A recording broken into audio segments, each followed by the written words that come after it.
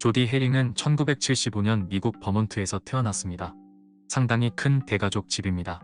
조부모와 아이들을 포함해서 16명이나 있었습니다. 평범한 일상을 지냈던 조디는 고작 5살밖에 안 됐을 때 충격적인 사건을 경험합니다.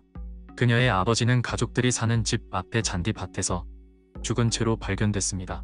아버지의 손에는 총이 있었고 마침 그 시간에 조디도 집에 있었기 때문에 모든 사건을 볼 수 있었던 것입니다.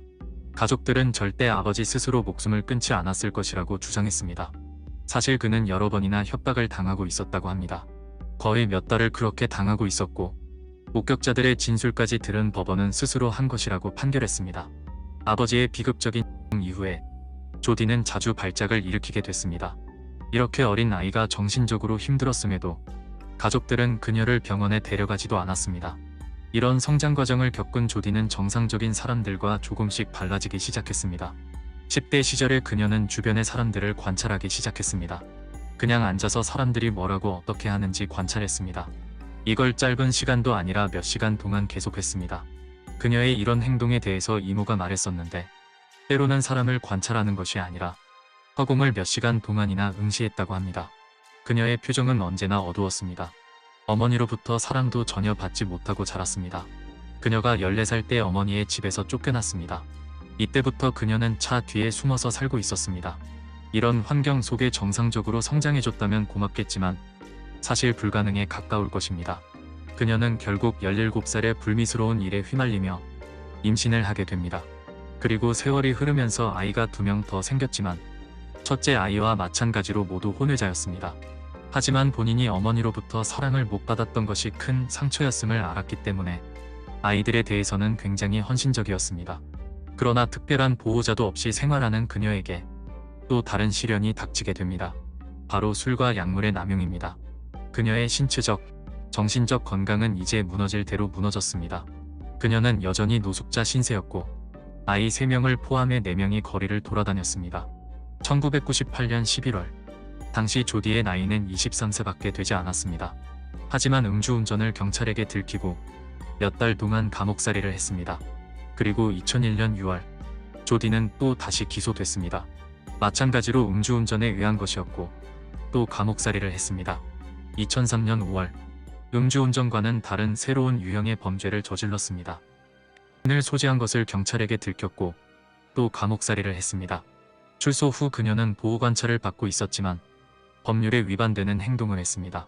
다시 말씀드리지만 조디는 혼자가 아니라 자식 3명이 있었습니다. 그리고 그녀가 감옥을 왔다 갔다 하는 사이 두 아이는 이미 이 세상 사람이 아니었습니다. 남들이 보기에 엉망인 보호자였지만 그녀 나름대로 필사적이었다고 합니다. 하지만 노숙자가 데리고 다니는 어린 딸을 당국이 그냥 지켜보고만 있을 수는 없었습니다. 딸은 다행히 학교는 다니고 있었고 학교의 상담사는 딸뿐만 아니라 조디도 케어해주면서 그녀의 양육 방식이 점차 변하고 있었지만 그녀의 약물과 술에 의존하는 방식은 변하지 않았습니다. 결국 조디는 학교에서 도와주는 것을 거절했습니다. 긴급 상황임을 감지한 교장 선생님은 조디의 딸을 위해서 수단과 방법을 가리지 않기로 합니다. 학교의 도움을 거절한 조디는 이전보다 더 심한 중독자가 됐습니다. 두고 볼 수 없던 교장은 조디의 딸을 강제적으로 데려오기로 합니다. 딸과 강제로 헤어지게 된 그녀는 화가 났습니다. 그리고 증오심에 가득 찬 그녀는 복수를 원했습니다. 그리고 자기 딸을 데려가는데 아무도 도와주지 않은 모든 사람들을 비난하기 시작했고 복수를 위한 리스트도 작성했습니다. 그 리스트에는 사촌인 론다와 이모 레지나가 포함됐습니다. 이미 정신이 완전히 망가져버린 그녀를 막을 수 있는 것은 아무것도 없었습니다. 그리고 그녀는 전화로 사촌들을 위협했습니다. 실제로 어떤 대화가 오갔는지는 알 수 없지만 이 전화를 받았을 때 조디의 상태가 이상했다고 합니다. 사촌은 이상함을 느끼고 응급구조대를 그녀에게 보냈고 그녀가 의식을 잃기 직전에 구조됐다고 합니다. 당시 구조대의 말에 의하면 그녀는 약을 먹고 스스로 목숨을 끊으려고 시도했다가 구출된 것이라고 합니다. 그녀가 누워있던 침대에는 빈 알약병과 아이들의 사진이 있었다고 합니다. 이날 이후 조디는 정신건강을 위해서 근처 시설에 90일을 가도록 됐습니다. 하지만 그녀는 고작 한 달 만에 그곳을 나왔습니다. 시설의 전문의는 그녀가 남아야 한다고 했지만 강제적으로 그녀를 붙잡을 수 없었습니다. 그녀가 시설에 있었던 것은 필수 사항이 아니라 권장 사항이었기 때문입니다. 퇴원 후 2달이 지났습니다. 조디의 사촌인 론다는 친구를 만나러 나가려고 했습니다. 이때 현관의 자동 응답기에 조디의 음성 메시지가 왔습니다. 스피커를 통해 조디의 격앙된 목소리를 들을 수 있었습니다. 그저 그녀를 비난하고 모욕하는 메시지였기 때문에 무시하고 나갔습니다. 그 뒤로도 조디는 그녀를 비난하는 음성 메시지를 더 남겼습니다. 뒤늦게 론다의 형제가 메시지를 들었지만 론다처럼 무시했습니다. 그가 메시지를 들었을 때 론다에게 연락했었다면 상황은 달라질 수도 있었을 것입니다. 마지막 메시지를 남긴 조디는 이미 어딘가로 향하고 있었습니다. 조디는 주차장에 도착하여 차 안에서 누군가를 기다렸습니다. 지나치는 사람들도 들을 수 있을 정도로 그녀는 비명을 질렀다고 합니다. 그리고 시간이 조금 지나고 한 여인이 현관문을 열고 나옵니다. 이 여자의 이름은 나라입니다. 나라는 당시 48세로 아동가족복지부서에 근무하고 있었습니다. 그리고 조디의 담당자가 바로 이 사람 나라였습니다. 복지 담당자로서 그녀는 조디와 그녀의 딸에게 마땅히 해야 할 일을 했습니다. 하지만 조디의 눈에는 그저 딸을 앗아간 나쁜 사람일 뿐이었습니다. 2015년 8월 7일, 나라는 퇴근 후 가족들과 시간을 보낼 생각이었습니다. 이 순간 조디가 차에서 빠져나왔고 나라가 차에 탑승 후 문을 닫기 전에 사건이 발생했습니다. 조디는 비명을 지르며 나라에게 다가갔었고 그녀의 얼굴에 소총을 2번 발사했습니다. 그리고 조디는 주차장에서 소총을 휘두르다가 본인이 무슨 짓을 했는지 알게 되면서 내려놓았습니다. 그리고 그의 얌전히 연행됐습니다. 그녀가 취조받을 때 충격적인 모습입니다. 그녀의 신발이 너무 더러워서 그게 뭐냐고 물었더니 조디는 그저 웃습니다. 끔찍하게도 나라의 살점과 피가 묻어 더러워진 것이었습니다. 그리고 조디는 바로 구금됐습니다. 하지만 여기서 조디의 범행이 끝난 것이 아니었습니다. 조디의 사촌은 전날 외출을 했었습니다.